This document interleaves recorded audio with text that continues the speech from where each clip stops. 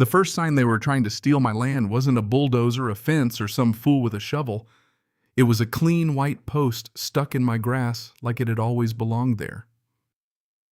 By sunset, there were 3 more, and by morning I understood the game. Nobody was trying to take my property by force. They were trying to take it by repetition. I hadn't been back to the cabin in years. Same gravel road, same last climb up the ridge, same pines leaning over the drive like old men with secrets. The cabin looked almost untouched, weathered porch, dull white trim. For one soft second, I thought maybe time had left the place alone. Then I saw that post near the tree line. It was too new, too straight, too sure of itself. Not ours. I ignored it that first afternoon while I hauled boxes inside, but it sat in the back of my mind like a splinter. The next morning, I drove into town for gas, and an older man at the pump squinted at me and said, "You're one of the Olmsteads, right?" I told him I was. He nodded toward the ridge. "Good to see somebody back. HOA's been keeping those trails open for the kids. Makes it easier to get down to the lake." I just looked at him. What trails? He laughed like I was joking. Folks have used them for years. That night, I walked the property with a flashlight and found another post. This one with a laminated tag wired to it, Ridgeway Association Sector B, maintained foot access. I took pictures, logged the coordinates, and went back to the cabin. My grandfather used to say, when somebody starts marking what's yours, don't argue with the marker. Build the record. So I pulled the deed out of the fireproof box and spread it across the kitchen table. Every acre was there, every line exactly where it had always been. No easements, no shared corridors, no community, anything. County maps agreed. Tax records agreed. Ridgeway HOA ended nearly half a mile short of my driveway. And then Karen showed up, late 50s, pressed polo clipboard in hand, smile so polished it looked manufactured. She stepped out of a white SUV and said, "Hi there, I'm Karen Ridgeway, board president. Just doing a quick check-in about trail upkeep and community access." I stayed on the porch. This isn't Ridgeway property. Her smile didn't move.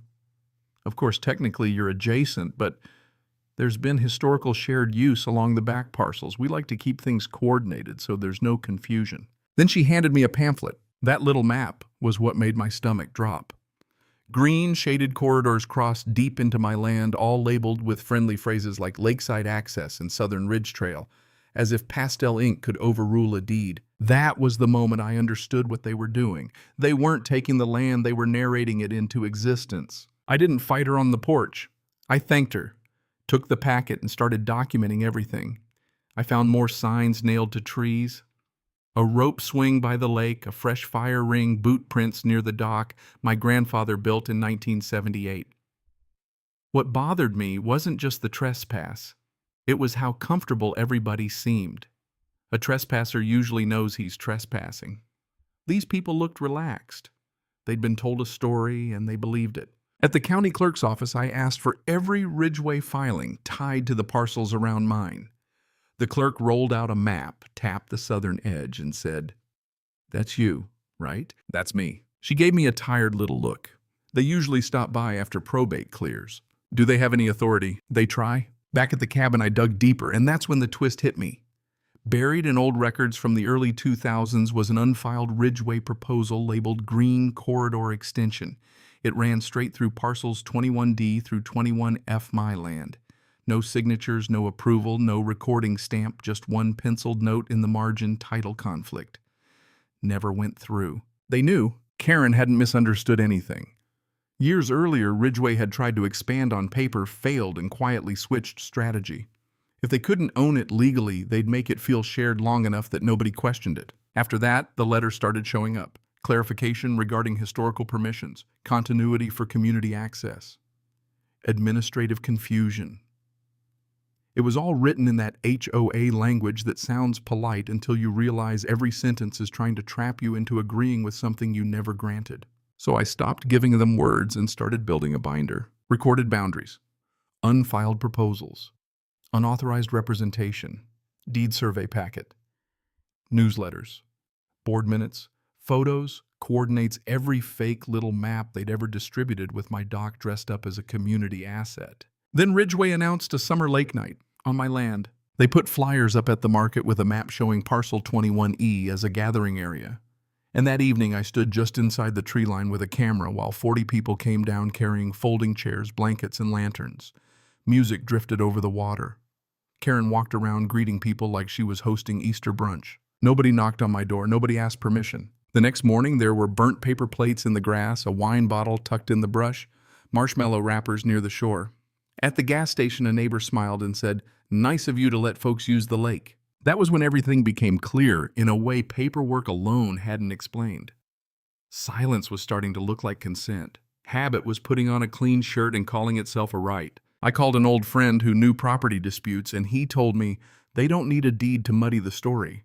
They just need enough uncontested use. That word stuck with me, uncontested. So I drove to the next county and found Carlson, the surveyor who'd worked for my grandfather decades ago. He met me at the gate and asked, "You want opinion or final?" "Final," I said, filed, stamped. For 3 days we walked the land. He brushed dirt off old iron pins, reset the ones that needed it, verified every coordinate against the certified records. When we passed one HOA sign nailed into a pine, he glanced at it and muttered, "They've been soft marking." Yes, that's how it starts. The survey came back clean as a blade. Every boundary confirmed. No easements, no shared use rights, no overlap, no ambiguity. I filed it with the county, put a copy in my binder, and waited. Ridgway answered with a fine, $250 for unauthorized obstruction of shared community space on parcel 21E. I actually laughed when I read it because that told me they were scared. They had moved from smiling assumptions to fake enforcement, and fake enforcement leaves fingerprints. I mailed the notice to my attorney, copied the county clerk, and sent Ridgway a certified response, making it clear the fine was invalid and continued contact would be treated as harassment. A few days later, they called a formal hearing. The room was full, folding chairs, microphones, board members lined up like they were governing a small nation instead of improvising authority in a church hall. Karen stood at the center, calm as ever, and said this wasn't about ownership, it was about honoring long-standing community use in a way that preserved harmony. Harmony, that was her favorite word. Harmony meant I was supposed to smile while they kept my dock on their map. When they asked me to speak, I didn't give them a speech. I laid 3 things on the table: the certified survey, the county confirmation that no easements existed, and the violation notice they had sent against private land. "I didn't come here with feelings," I said. "I came here with a record." The room went quiet. Karen tried once more. "Shared spaces don't always begin in filings. They do when you want enforcement," I said. Then came the part she didn't expect. Rob, one of the newer board members, leaned forward and asked, "If we adopt this framework, are we accepting liability for signage and events on private land?" Nobody answered him. That was the crack in the whole performance. The vote split, the motion failed, and a week later the county sent the only letter that mattered. Parcel Group 21. A through 21F remained singular private ownership, not subject to Ridgway jurisdiction access designation or HOA governance. After that, the signs started disappearing. First, the laminated tags, then the aluminum trail markers, then the fire ring, then the references in the HOA bulletin. A few days later, the violation notice was quietly withdrawn as administrative confusion. Confusion that was their word for trying to find me on my own land. Greg read the county determination into the minutes. No debate, no apology, just acknowledgement. Karen sat there silent while he said Ridgway did not and had never held rights over those parcels. A month later, the minutes carried one dry little line. The president's seat was vacant, nominations open. Karen was gone. 7 years of control reduced to a procedural sentence buried between drainage updates and potluck reminders. That taught me something I wish more people understood. Most abuse of power doesn't arrive wearing a villain's cape. It comes in smiling language and newsletters and phrases like community benefit and shared tradition. It grows in the space where people would rather keep things pleasant than ask for proof. In silence, I learned the hard way, is not neutral. Silence is paperwork somebody else is filling out in your name. These days, the ridge is quiet again. No lanterns by the dock. No fresh ATV tracks. No families drifting across the lower field like my shoreline came with a membership card. After a few rains, the old cut-through faded back into grass. One evening, a boy on a bike slowed near the gate, glanced toward the lake, then kept riding without turning in. That little moment meant more to me than the hearing. Not fear, not hostility, just recognition. The land never changed. The trees still lean the same way. The dock still creaks in the morning sun. The only thing that changed was the story people were telling about it, and once that story ran into a stamped record, it died exactly the way it should have. So here's what still sticks with me. When does community tradition become theft with better manners? And if somebody keeps taking what isn't theirs with smiles, meetings, and newsletters instead of bolt cutters, is that any less wrong? Tell me what you think. Was this justice or just a cleaner war?